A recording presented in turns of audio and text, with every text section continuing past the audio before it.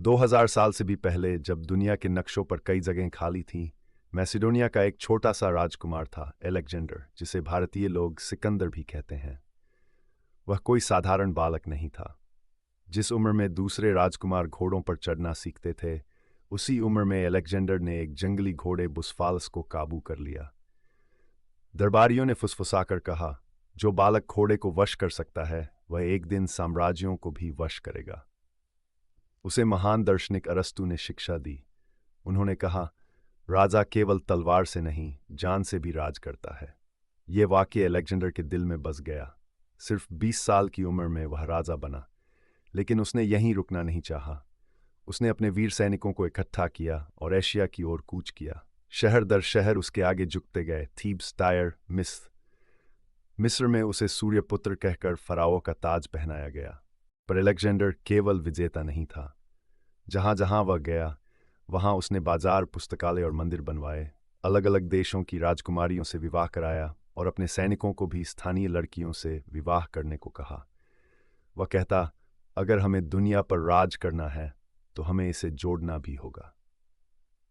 उसकी सबसे बड़ी परीक्षा भारत की हाइडेस्पीस, झेलम नदी के किनारे हुई, जहां उसका सामना शक्तिशाली राजा पुरु से हुआ।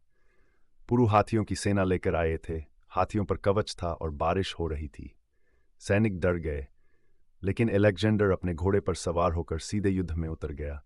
घंटों तक तलवारें, तीर और हाथी आपस में भिड़ते रहे। अंत में पुरु पकड़े गए। अलेक्जेंडर ने उनसे पूछा, मैं तुम्हारे साथ कैसा व्यवहार करूं?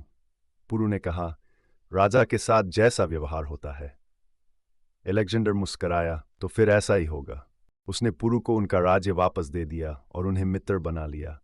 उसके दुश्मन भी उसका सम्मान करने लगे। लेकिन महिमा की भी कीमत होती है।